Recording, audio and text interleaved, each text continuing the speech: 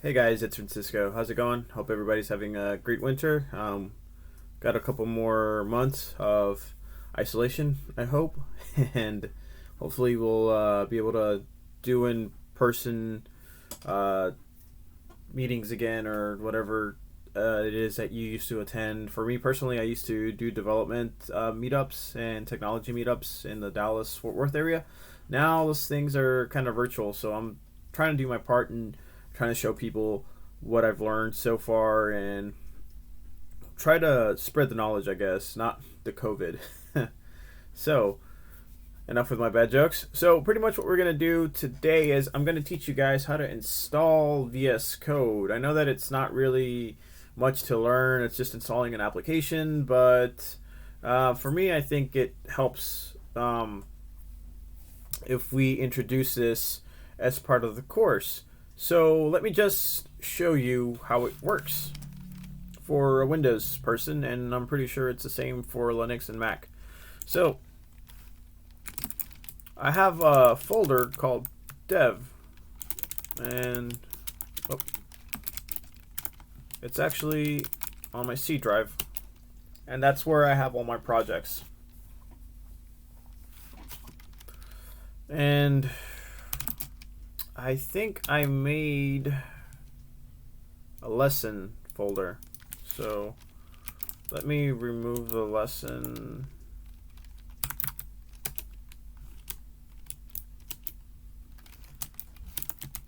Okay. And what I did is quick update on command. And these are all Linux based. So if you want to change directory, you do CD.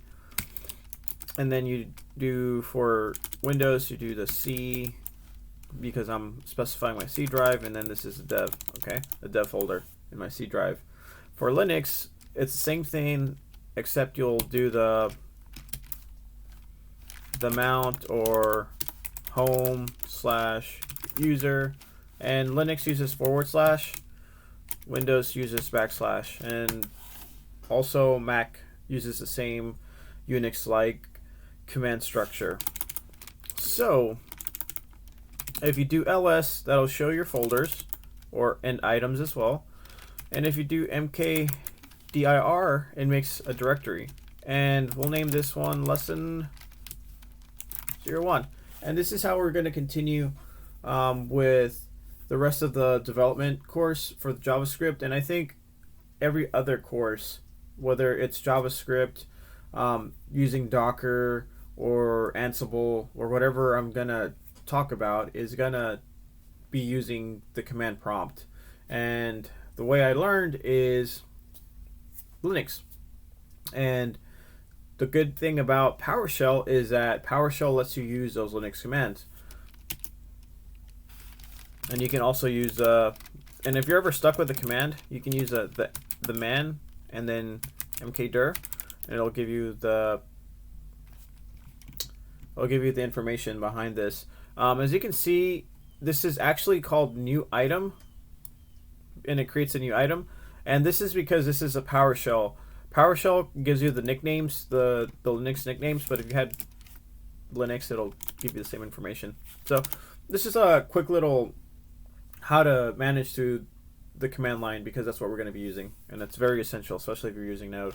All right, so let's go into CD, and what am I going to do? I'm going to CD into lesson 01. And if you tab, it'll let you shortcut your way into, well, kind of type out the rest of what you're trying to type in. All right, so as you can see, we have a blank slate. And what we'll do is we'll do code dot. And code is Visual Studio Code. It's a shortcut. And the dot is we want to open it in this directory.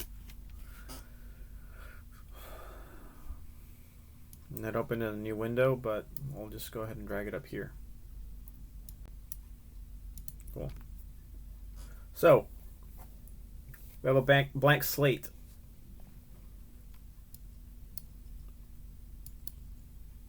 Okay. So what we want to do now, we're going to create a new folder, and we're going to call, not a new folder, a new item. and we'll call it server.js.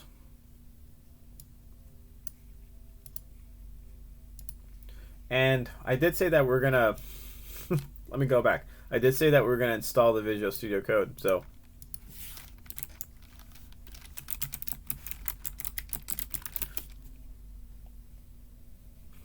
Visual Studio Code. It's the first one on Google.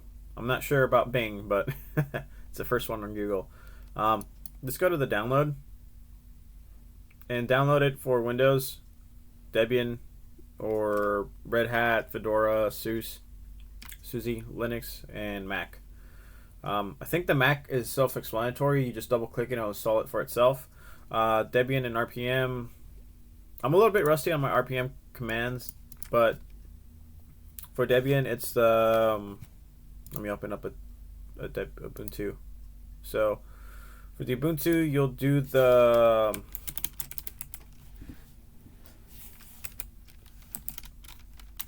I think this is how you do it. So it should be, you'll download it, and then it'll be like on your download folder. So you'll CD into your downloads folder, or whatever you want to call it, and then you'll run, once you're in the folder that has a file, you'll run the package manager, and I think it's -I for install, and then whatever it is.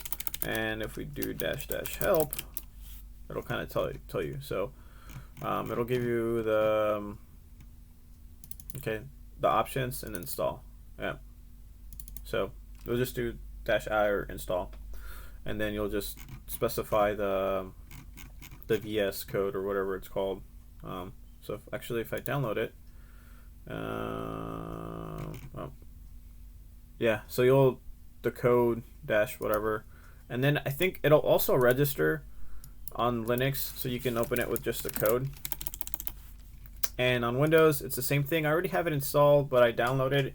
You run through the installer and make sure that you select all the options. That way, whenever you want to, it registers a shortcut for .code.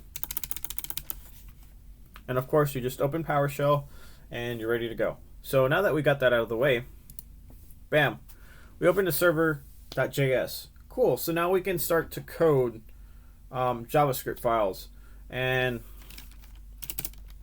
we'll start something very simple like, so we'll just put variable, and the variable is hello world, and it is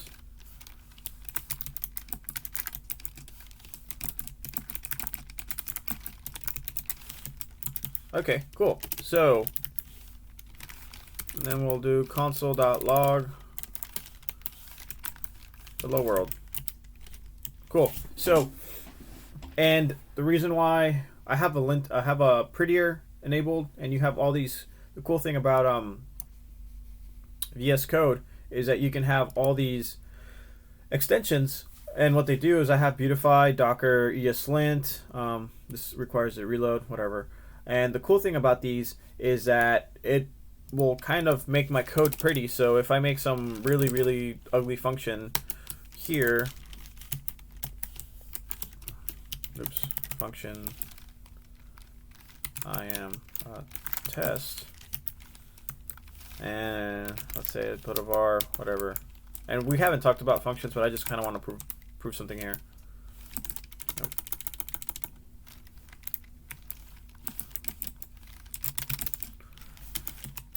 It'll fix it for me, so it'll make it all nice and neat. So it'll keep your code clean. I won't go into extensions on this video, but just saying that this is the reason why we installed VS Code. It's one of the most popular development development IDEs, and it does a lot of smart things, and you can keep adding extensions and build it as you wish. And that's the thing about developers. Developers like to build stuff. Whether you're developing applications or developing your infrastructure, because now there's the world of the system administrator is shrinking and it's dying. Now you're doing cloud deployments and everything is running through infrastructure as code. You're automating through PowerShell, you're automating through Bash, you're automating through Ansible. You just have so many, coding is just so important whether you're a developer or not. It's just the way it is. This is the way that the industry is moving. So anyways, rant over. let's run this code. And if you do Control tilde, and that's the control squiggly or the single quotation, not quotation, the single back tick, it'll open up the terminal, or you can just do this file and it should be under terminal view. Yep. So if you view terminal. Yep, right there. Anyways, so, and if we do ls, we can see that we are in our server, we are in our lesson 1 folder or directory, and we see the server.js file right here. And you can toggle that also to know where you're at. I like to have the real estate here. And there's a lot of cool, you don't have to use PowerShell, you can use Bash. If you're using the Windows subsystem, for like the Linux right here, the Linux Windows subsystem or whatever it's called, or you can even download the Git bash from, as you can see, Git bash from the Git, and it does all the Linux stuff too. So it'll do the ls, it'll do the touch and whatnot. So it's pretty cool. Anyways, back to this. So the way you execute Node JavaScript files is that you do Node, and I think my computer just kind of had a hiccup here. I'm at 52, but I don't know why it's. So yeah, I don't know why I did that. Oh, I pressed the tab. Okay, so Node, and the cool thing, so if you press tab, if you're on Linux, it'll just stop at Node, but if you're on Windows, it'll do node.exe. And I don't like to tab on Windows because it's kind of quirky on, well, PowerShell.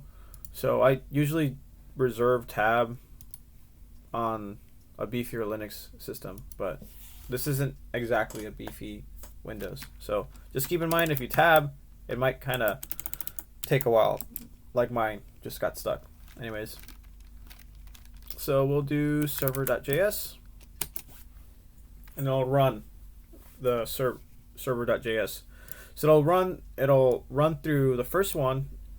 So let me reiterate. The way the programs run is it will interpret your command from the first one, from your first line, skip the second line because there's nothing, and down to the third. And the third is going to console log this variable, and we set it up here. Cool. So this is how we're going to use VS Code for our further projects. And we're going to have a project where it's going to be a little bit more complicated, and we're just not going to be able to run it through the command line interface because you don't really program in a command line interface. You just kind of run test on the command line interface, or you just run tasks that you need for either some type of automation or you're inputting something. So we're going to, from now on, we're going to work almost exclusively through VS Code, and I hope that you were able to install it. And if you have any issues, please let me know. I'm willing to help if you have any questions or any other things, because I know when you start to install things and you start working on new things, you never just answer one question. You answer a question and then you have more questions that you want to ask because you're continuously learning, and that's the way it should be. You should be curious about things and ask questions and say, oh, a light bulb should go off, and you should have all these ideas of what you can do. But yeah, I think this is where we're going to cut it, and then we're going to go into deeper, more Node programming stuff, and then hopefully into web-based programming as well, because as you know, Node is the backend. It runs on your server, and we also have the JavaScript that is running on your browser. Two different JavaScripts serving different purposes. This one is so you can see stuff, and this one is so you can do stuff in the background on the server. And I'll explain more on that later. I hope you guys like this short rant. I hope you had Visual Studio Code installed and are ready to go for the next lesson. Thank you guys.